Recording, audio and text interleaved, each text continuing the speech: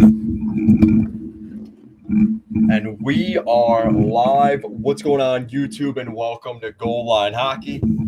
It's Kevin Forte, and we are here for Game 2 of the Vegas Golden Knights and the Florida Panthers Stanley Cup final matchup. Very interesting start to game number 2. It has not been the close game. If you've been looking for a close game, game 2, not your game. It's already 4-0 Vegas Golden Knights. Sergei Bobrovsky was just pulled out of the net, and things are getting a little bit chippy in this series as it's been pretty dominant, to say the least, so far for the Golden Knights. I want to know your guys' thoughts down below. What do you guys think? Welcome to the chat. Morgan, Surreal, thank you guys for joining us. So kind of the story so far of this game has been Vegas has been very opportunistic. And now that Radko Gudas is out for the Panthers, definitely a level of concern there with him out of the lineup. Things do not look good right now. They're reviewing something. I don't know what they're reviewing quite yet. But if you guys jump in here, make sure to like the stream. It obviously helps us get more people in here. Very much appreciated, guys. So Alex Pietrangelo taking a penalty there on Carter Verhaeghe. So the Panthers will go to the power play. We'll see what they could do here. You got to build momentum at this point. It's not even about winning the game. It's more about kind of just not getting your soul crushed in this series. This is a big game for the Vegas Golden Knights, really asserting some momentum. They kind of did this throughout the entirety of the playoffs so far. Hello. So far with how the playoffs have gone, it's not really all that surprising that Vegas is doing what they're doing, but it's just we expected the Florida Panthers to put up a fight, and this is definitely not the end of the series. I don't believe that for an instant, but man, this is the adversity that the Panthers haven't really faced since that series against Boston. But again, we remember they were down in that series against the Bruins, and look how they came back. So this series is definitely not over, but right now, you got to feel pretty good right now if you're a Vegas Golden Knights fan. They've done this throughout the playoffs already a couple of times, right? They beat Winnipeg in 5 games. I'm trying to remember who they played in the second round. They beat Dallas in the third round, right? They beat them in 6 games. I'm trying to remember who they played in the second round. You guys have to let me know. And then obviously right now they're up 2-0. So, right now, Vegas has just been that team that down the middle, they've got Nicholas Waugh, William Karlsson, Jack Eichel, Chandler Stevenson. They have some really good players there, and they're just gelling, right? They've got a really good lineup on the top line with Eichel. You got Barbashev and Marchessault on the wings. They just seem to be figuring it out. Thank you, Surreal. Yes, the Edmonton Oilers, which that series also went to 6 games. So they have not played in a Game 7 yet throughout the playoffs, and that's kind of going to be a benefit for them at this point. And it kind of seems like it's paying off for them. It's kind of interesting because Bruce Cassidy, we know what he's done in the past as well, right? He put together some pretty good Bruin teams in the past. And he's kind of finding that success that you would kind of expect from Bruce Cassidy right now in Vegas. So, and even for Florida, I think this is a great season for the Panthers, right? Like we consider where they were. Paul Maurice takes over Andrew Brunette. There's a lot of questions about that, including myself. I thought Andrew Brunette was their guy. They end up going with Paul Maurice, and honestly, Paul Maurice has proven me wrong. I was never a huge fan of him as a head coach, but he's proven this year that with the right group and just kind of gelling together, Paul Maurice is a really key asset. And honestly, since the Jets lost Paul Maurice, they have not looked the same for themselves. So it's very nice to see a guy like Paul Maurice finally getting the recognition, including from my own channel here and from myself. He's definitely getting the attention he probably has deserved for a while now. So the Florida Panthers on the power play here. Let's see if they could cut into this thing. It's 4-0 Golden Knights. Like I said, Sergei Bobrovsky pulled already here earlier in the second period. It's definitely been a whirlwind of a game so far. And the Golden Knight fans seem like they're going to go home happy unless something crazy happens. Vegas, man, they just seem to know what to do. So they're halfway through that power play. And Vegas is just keeping everything to the outside. Florida, oh, they almost scored right there as I say that. But it just seems like Vegas's defense is just, they're very aggressive. They force any shots to be from the outside. There's just not a lot of room out there. So 3 shots for the Panthers on the power play. We'll see what they could do here.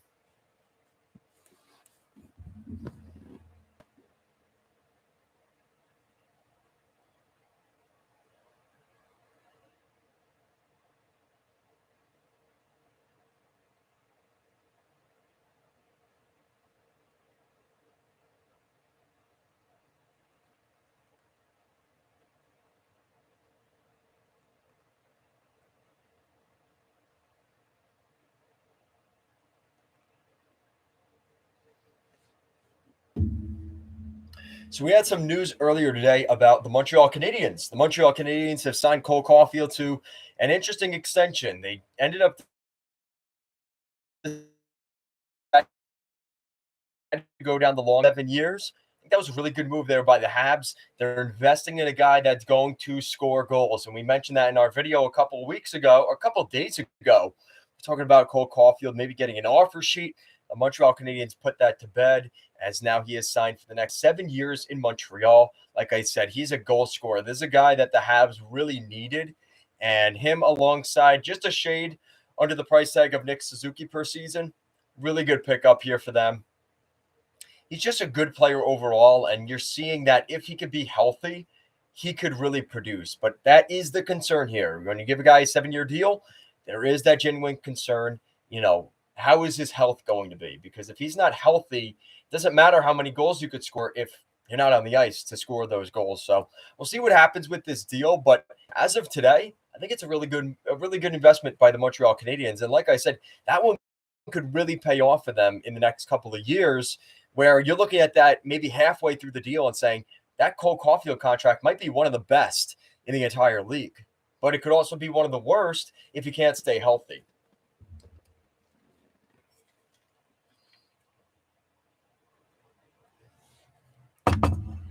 What's going on, Urban? PJ, welcome to the chat, guys. Thank you so much. Things are getting a little chippy. Brian Lomberg, Mark Stahl, William Carrier.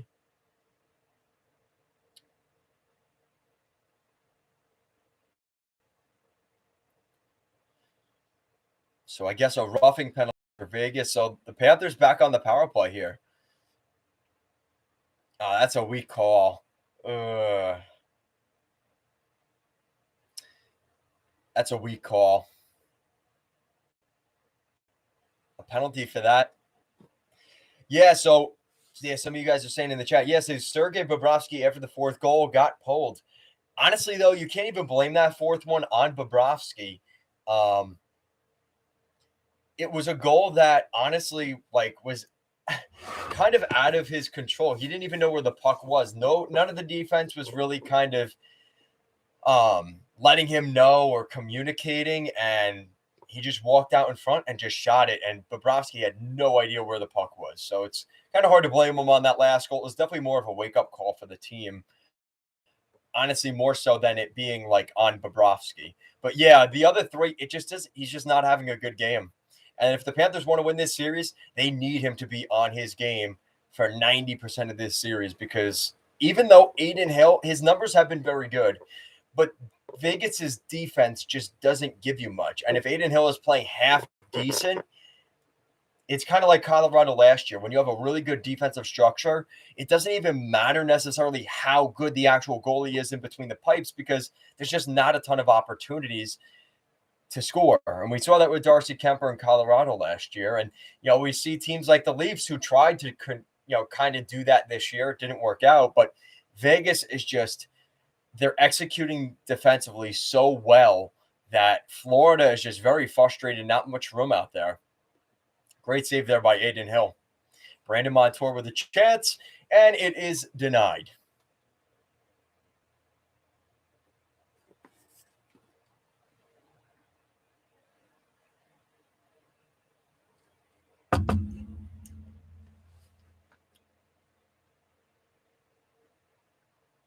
I agree, Surreal. I think the 12 days off, I kind of said that, was I think once the Panthers get going, this series could still be interesting. And the longer it goes, I think it actually is going to favor the Panthers because of the way they play. But if Vegas is able to knock this thing out in 5 or 6 games, I'm definitely going to go with the Golden Knights kind of having the edge there.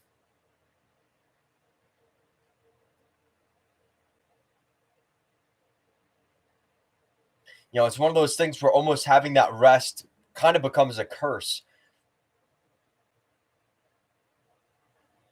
Because the thing is, you have to think, right? It's even worse than that. Like a 12-day layoff, yes, but also they played those 4 games against Carolina.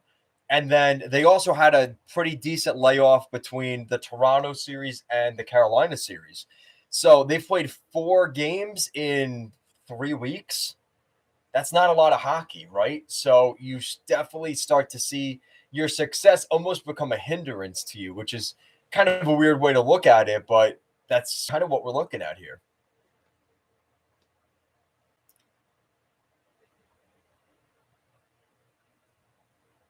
Yeah, PJ, I agree with that too. I think the NHL wants to drag this series out as much as they can. Um, there's 2 different breaks, I believe. Let's see. Yeah. 1,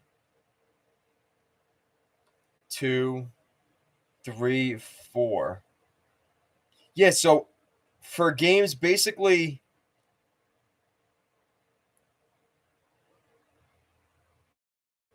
yeah, between games 3, 4, 5, 6, and 7, there's a 2-day break in between each game. So it's not even every other day. It's 2 days in between each. This series, if it goes to 7, would end on the 19th, June 19th. It is June 5th. That's a pretty long playoff series, but I guess they have the luxury to do that because of things kind of falling the way they did. And Urban brings up a good point. He said the NBA Finals, NHL doesn't want to compete, but also did the TNT TBSBS. Yeah, that's true. That is a good point, Urban, because they don't want to have games on the same night. Totally understand that.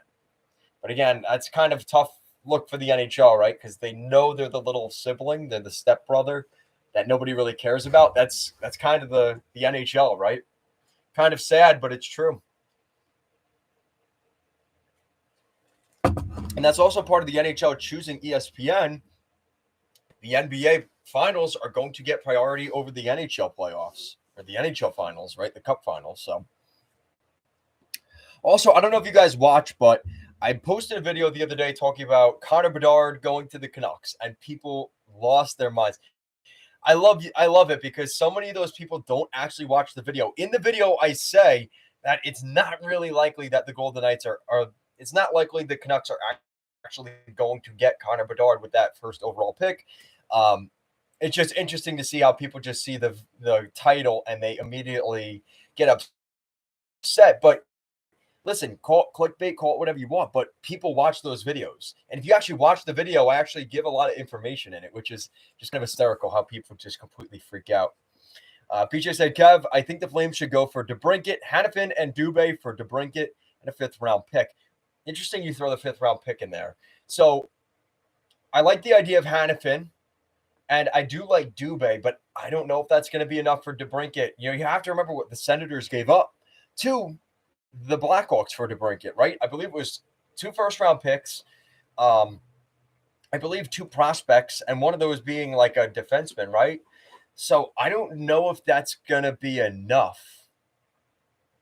Maybe because he's at a point where he's in a contract year, maybe he doesn't have that same value.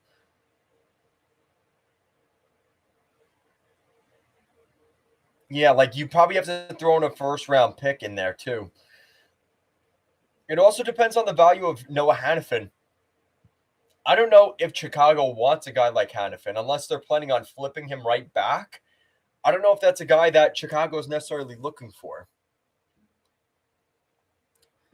But I do think it's interesting to look at. The only problem is I think if I'm Chicago, I'm probably looking to get one of those younger players, whether that's Emile Poirier. Um, they might even take a guy like Dan Vladar, Jakob Pelletier, Connor Zari. I know they're not going to trade Matt Coronado, but you're going to need to move one of those pieces.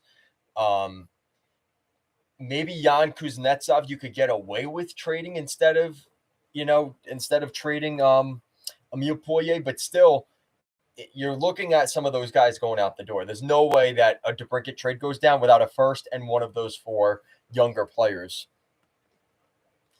Yeah, Vladar is going to go because they don't have room, right? The math doesn't add up. You're not sending Dustin Wolf back to the AHL, and you're probably not going to be able to move Markstrom. So that kind of leaves you with one option, and that is Dan Vladar.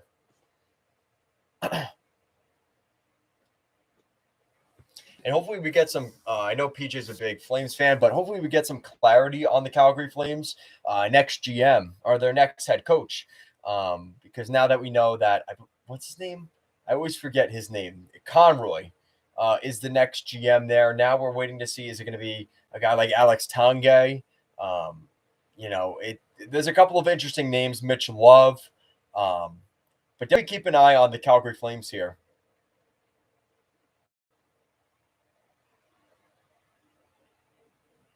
David Savard, or Mark Savard was in the conversation to be head coach too. I wonder if they would look at a guy like Patrick Waugh. That would be kind of interesting. I don't know if they would do it, but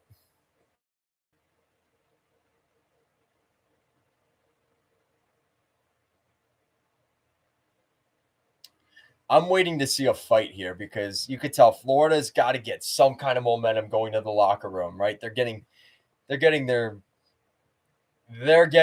thrown right in between their legs right now, and Vegas is just pouring it on. So, if I'm the Florida Panthers, right, you want Kachuk, you want Bennett, you want those guys that are kind of the meat and potato guys, kind of just creating a ruckus and kind of just giving a little bit of life to your team going into the third period, sending a message to Vegas, right? I got to think that's what they do here because we're still in the second period and they're kind of getting embarrassed right now.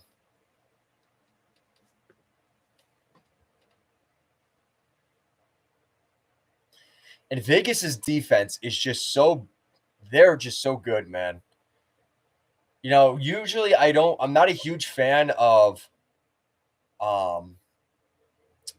what's his name? Now I'm forgetting. I'm blanking. Oh, I haven't been a huge fan of Bruce Cassidy. Because I always think of that 2021 playoffs with the Islanders because he was calling them the New York Saints, blaming the series on the refs and this and that. I was never a huge fan of Cassidy after that. But from what I've seen from him in Vegas this year, maybe things have gone too easy. There hasn't been enough adversity for that to happen. But honestly, man, he's a good coach, at least for this season. He's done a really good job there. Now, the team in front of him is also really stacked and really good, but you got to give some credit to the coach where it's due. Also, going to the full gold jerseys full time, we're starting to see that trickle into it, right? It would be kind of ironic that their first season with the gold jersey, the Golden Knights win a Stanley Cup in that jersey. It would make sense, right?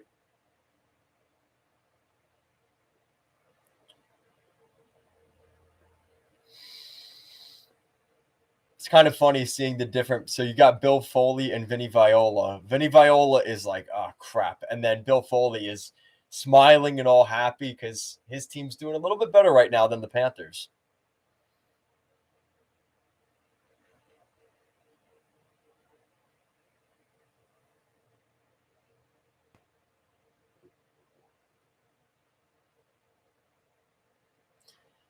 Yeah, Surreal with the comment of the night. Man, Surreal, you've been throwing some really good facts. I think everyone's sleeping on March or so in the Conn Smythe talk. If I'm not mistaken, I think he has 4 game-winning goals throughout the playoffs this year. Absolutely. At least 3. I know going into the series, he had 3 game-winning goals. Kachuk with his helmet off. Oh, man, I must have missed that. Something happened.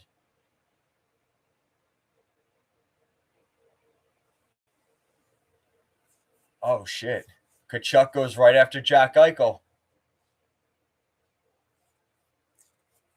Who said that? What do you guys just call that? I don't know if PJ saw that already, but PJ say, Kev, thoughts on Lou Lamoriello staying in New York? Personally, I think he should have gotten fired. Oh, you didn't see? All right, PJ, I'll believe you on that. So Kachuk lays a kind of a question. I wouldn't call it dirty, but a questionable hit on Jack Eichel. I mean, he saw him. I don't know what Eichel was doing there, but I don't know. It was kind of weird. Yeah, so my thoughts on Lamoriello. I don't know, man. I think the Islanders are just going to kind of ride this out till like it really just burns to the ground. You know, they've invested a lot of money into Horvat and Barzell and Pollock. They've kind of gone too far down the rabbit hole to kind of jump out now. And I just don't think the Islanders are going to do they can't really do a full rebuild here. And if they did, I don't think Lamoriello wants to stick around for that. He wants to win. I think the Islanders know that they need to win, especially in this market with the Rangers doing well, with the Devils doing well. They got to find a way to win.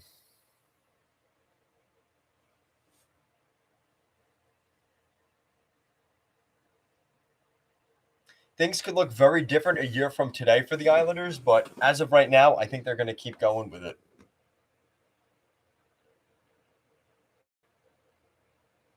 And apparently, Lane Lambert will not be speaking to the media tomorrow for the Islanders. So I wonder if Lambert's not coming back. We don't necessarily know what's going to happen there, but that's definitely something to watch for. So somebody's in the box for the Panthers. Wow, Kachuk is out of the game. Wow.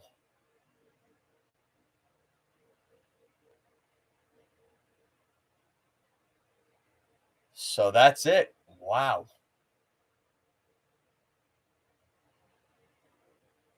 That's crazy. I don't agree with that.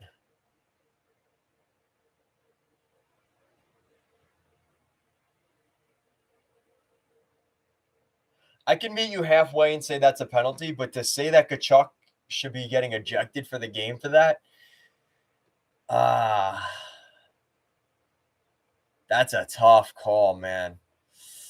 Now, the weird thing is it looks like they're playing 5-on-5, but they're without Kachuk. That's a pretty big piece for the Panthers. I think the Golden Knights would gladly take that. The problem is with Kachuk is he is the player. Like, let's put it this way, let's be honest. If Eric Stahl did that, Eric Stahl probably doesn't get ejected from the game.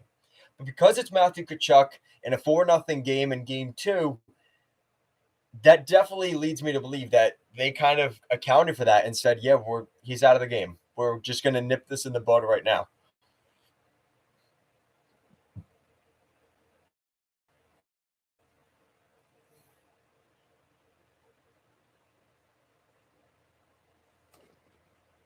Thank you for joining us, TJX Rick. Agreed, Eichel lost his footing and fell. That's not Kachuk's fault.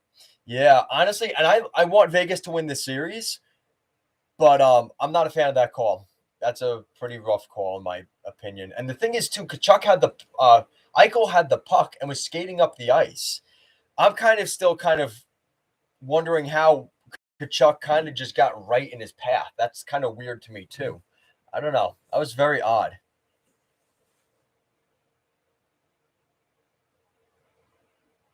Yeah, Urban has it right. Yeah, because you got to remember the context here too of Eichel, right? Eichel obviously had that surgery last year, the infusement to his neck.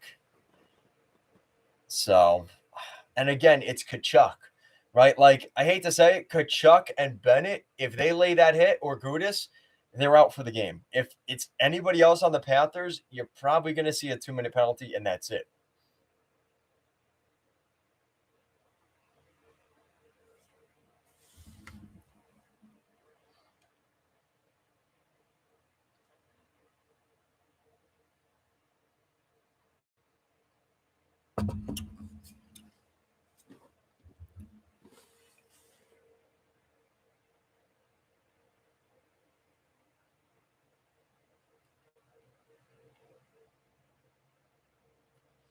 So Alex Line ended up finishing up the second period as kind of a white flag, really, for Bobrovsky. He got killed in that second period.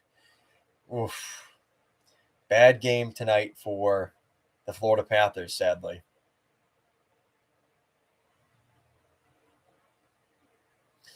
I agree with that, PJ. I think Kaprizov and Eichel are similar in that sense. I think, again, like some players just aren't meant to be physical. It's the fact that you need other guys around that are kind of the jam, right? And that's where I think the Panthers were kind of missing last year, right? Like with Huberdeau, they had a really good group there, but he was too similar of a player to everybody else in the lineup. Tkachuk added a different element to the Panthers that they didn't have, that Huberdeau they already had Huberdeau on the team, just a different number and a different name on the back. Tkachuk is a completely different type of player and a different name on the back.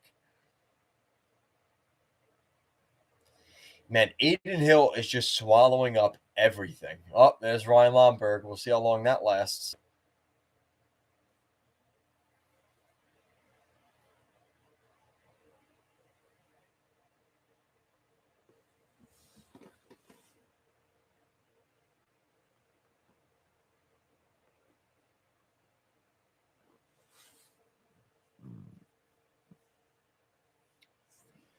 Yeah, Florida definitely looks a little bit ticked off. You could tell.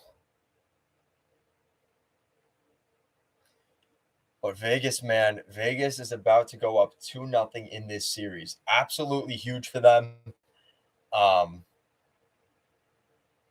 And this really puts Florida in a spot where you're talking about a situation now where they have to find a way to win. Let's see, Vegas has to win only 2 of the next 5 games. That looks pretty good. I would put pretty good odds on Vegas closing this thing out.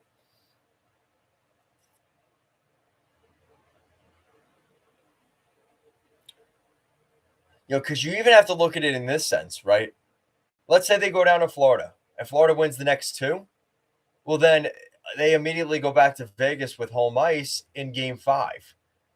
So unless they're able to completely swing it a 180 and make it, a 3-2 series coming back to game 6 in Florida, this is going to be really difficult, really difficult for the Panthers now if they lose this game.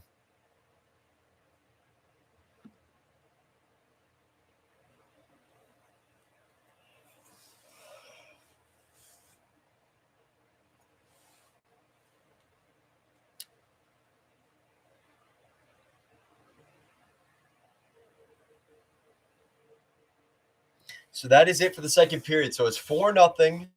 Vegas Golden Knights, a really solid outing for the Golden Knights as they're getting scoring from throughout the lineup. Really good goaltending from Aiden Hill, knock on wood. Marchessault's 11th of the season on the power play. Alec Martinez is first of the playoffs. A pretty good time to score some goals here. Nicholas Waugh with his second goal of the playoffs. And then Brett Howden. Interesting little player there from the New York Rangers. So these are the moves that Vegas made last year, right? Like you consider some of the guys they brought in. Chandler Stevenson they brought in a couple years ago kind of was just a throwaway ad from the Capitals. Brett Howden, they got him for a 5th-round pick. He's been a really good player for them. Those are the kind of steals and just really good fits that Vegas has been able to develop that really are paying off for them. And, when teams couldn't get maximum value out of those players, Vegas just took them and said, yeah, just come here and you will play well. And that's exactly what they've done, right? And let's be honest, it feels good right now for Jonathan Marchessault scoring against the team that basically traded assets so Vegas could select him in the expansion draft. That's a pretty tough feeling, but you got to give credit where it's due. Marchessault's playing well, right? Of course, Riley Smith was a part of that team as well. Definitely nice to see those guys kind of getting a little bit of revenge on the Florida Panthers here in the Stanley Cup final.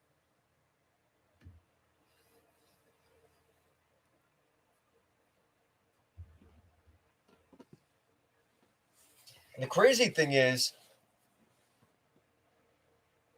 oh, PJ, that's not funny. I do want to talk about that, though. So PJ said, Kev, thoughts on the Islanders extending Josh Bailey? He just signed an extension for $5 million. No, he did not, PJ. Stop creating that rumor. I know what you're doing. You're being a troll.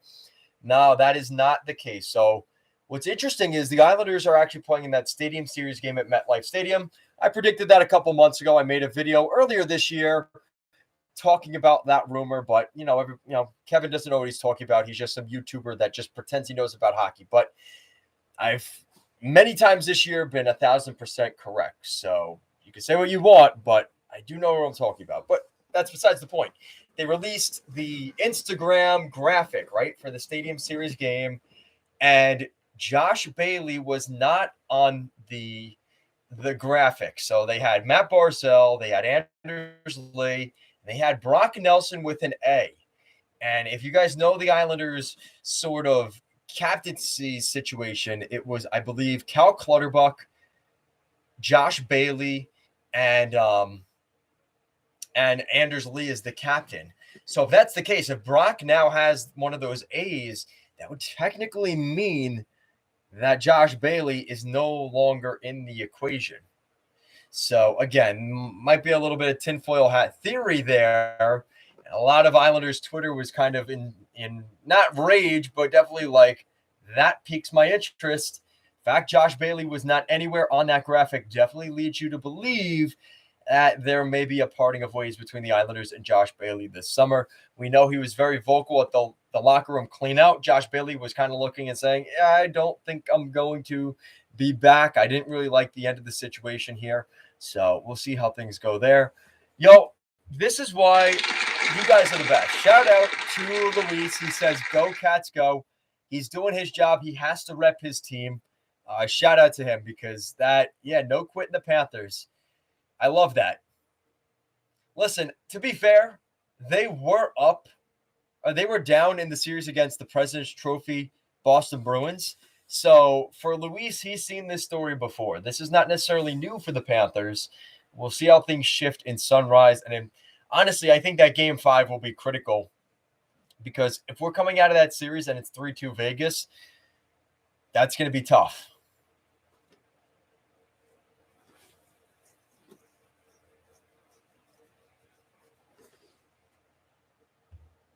So, guys, thank you so much for joining us. Make sure to like this stream. I definitely appreciate that if you would do that. Also, make sure to check out our membership down below. We're going to be doing exclusive only, members only live streams. You also get custom stickers and things like that. Also, at the higher tier, I actually will be doing a video requested by the member. So if you give me a membership, that's going to be one video I will do for you that month, specifically from a question you have specifically to the NHL. So make sure to check those out as well. I have all the links to that either down below or if you go on the tab. I believe it's the first one past the community tab. So make sure to check that out as well. Yeah, PJ brings up a really good point. He said the Panthers finished with 2 points less than the Flames and still made the playoffs. That's sad to think about. Yeah, that is crazy. When you think of the fact but that's how the game works, man. Like, I definitely understand that. And PJ, I definitely get that. But that's hockey, man. And I hate to say it, I think that's going to kind of go away because especially if the NHL is serious about adding maybe 2 more teams in Atlanta and Houston in the next expansion phase, it sounds like. That's going to create a situation where right now in the current format, we've got 32 teams, right? 16 teams in each conference, 8 teams make the playoffs. So 50% of the league makes the playoffs. Now, if you add 2 more teams, that's 34 teams, 16 playoff spots. You do the math, less than half the league will be making the playoffs at that point. So I wonder if that's going to change the way the NHL kind of handles the playoffs, if they do some kind of new wild card system. I don't know. But that's definitely going to be something to kind of watch for. 16 teams is enough. The problem is, though, guys, I agree with you. I think the NHL does have a lot of teams. I like it because it's more jerseys I can pick up, so I do enjoy that. But I think there's too much money for the NHL to not expand, unfortunately. And NHL players right now and the NHL Players Association has been complaining about escrow because of the salary cap kind of staying the same throughout the pandemic situation, right? The NHL is still recovering from the pandemic in 2020, and they're kind of taking money out of players' contracts right now. The problem is they would say, oh, well, let's just pay off the escrow in 1 year. Well, that sounds great for the guy that's going to be in the NHL for the next decade. That doesn't sound so great for the player that's on the final year of his 8-year contract right now, that his final year of his contract is all going to go to the rest of the escrow. So that's where the NHL Players Association gets involved. And that's kind of what ends up happening. So, it's definitely kind of tough, but this is Gary Bettman's way of kind of easing the ownership groups of spending more money, making more money. And, unfortunately, we're seeing this in college football right now, too. They're expanding their playoffs. They're kind of in a different sense, right? They can't really expand teams in college football, but they're expanding the playoffs, which in a sense is a revenue driver. That's kind of what the NHL is doing right now here. And, they're trying to get into the streaming game a little bit more. They're trying to get their brand more recognized in more cities and a bigger population, more eyeballs on the screen. That's the NHL way right now. And I think the thing is, too, people have been saying, the rumors around Atlanta. Bill Daly came out the other day and kind of said, when you really think about it, for a city like Atlanta, think about how much has changed in the world landscape, economically, population-wise, in just the city of Atlanta alone. Since when did they leave? 2013, 2014? Since the Thrashers left, a lot has changed in the hockey landscape. And like I said, in just the world in general. So everybody's saying, oh, well, they've had 2 teams there and it didn't work. It's not necessarily the case, because you could definitely make the argument if you had a team in Vegas 15 years ago, I don't think that Vegas team would have been very good 15 years ago. The same way Atlanta didn't really work out. So I think that's something to kind of consider as well. And I don't think a lot of people want to think that, but just because a team didn't succeed in Atlanta doesn't mean a team in Atlanta can't do well. I think there's a very big difference between, they haven't done it yet and they can't do it. I think those are 2 completely separate conversations. And I think a team in Atlanta could do well if given the right structure, a good arena, and a place that really supports hockey. That was not the case for where they played the Thrashers, where the Thrasher Stadium was. So those are the kind of things that kind of need to get worked out, right? And they do have a couple of pretty big companies in the Peach State. I definitely know one. Home Depot has a place in Atlanta. So there's pretty big corporate offices in the city of Atlanta. They can make it work if they really wanted to, right? String of bad decisions has started. Uh-oh.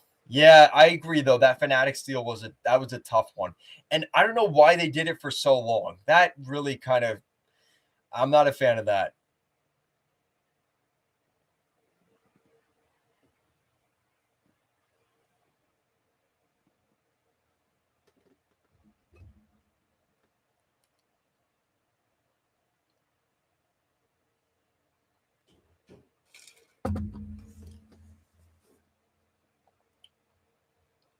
Also, guys, if you would like, make sure to check out my Twitter at @goal_hockey.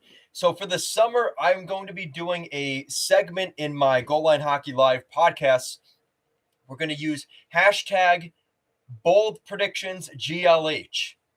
So if you use that tag, I'm going to be going through Twitter and looking at your bold predictions, going through 1 being the least crazy prediction and 10 being the boldest prediction. I'm going to be grading your guys' bold predictions for next season. So if you think that the Vegas Golden Knights are going to win the Stanley Cup next year, I'm going to rate that whether that's a bold prediction or not. So make sure to check that out.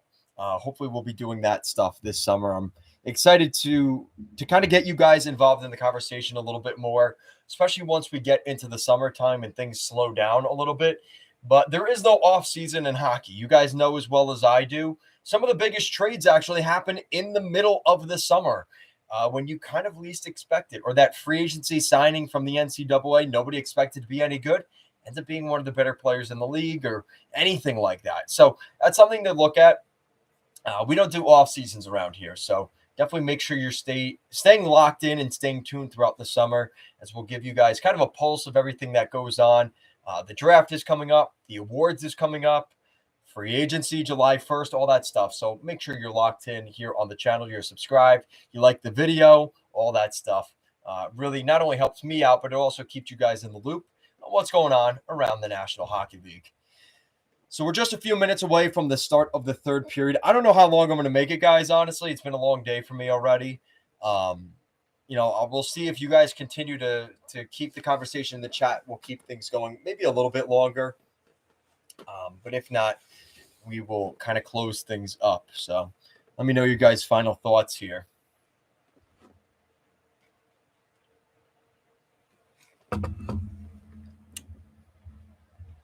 Also, I'll be back Thursday night at 9:30, 10 o'clock Eastern. Depends on when I get home from work. We're going to be doing it all again. Game 3 between the Vegas Golden Knights and the Florida Panthers. That'll be Game 3. Probably looking at 9:30, 10 p.m. Eastern time on Thursday night. So we have a 2-day layoff here. So we are off on Tuesday and Wednesday night. No hockey. And then obviously we go to Game 3 in Southern Florida. So make sure you're staying tuned for that. Yeah, and Luis brings up a good point. He said Gudas is injured. That was kind of a tough hit. I don't know if he wasn't paying attention or was a blindside hit. But yeah, it did not look good for Radko Gudas there.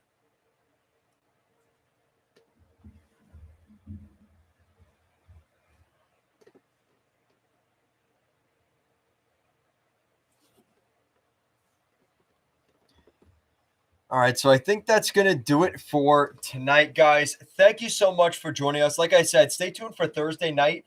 It's going to either be 9:30 or 10 p.m. Eastern for Game 3 down in Southern Florida. That's going to be a really good matchup, as hopefully the Florida Panthers show a little bit of desperation, because I think if they lose Game 3, and this is a 3-0 series, this could be a quick one. This could be a quick Stanley Cup final.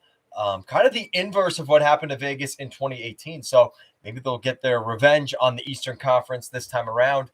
We will see what happens. But guys, make sure you like the stream. Make sure you subscribe to the channel and all that stuff. Make sure you check the community tab for the next live streams and all kinds of stuff like that as we head through the Stanley Cup finals. Guys, that's it for today's stream. Thank you so much for watching. I'll see you again next time. Peace.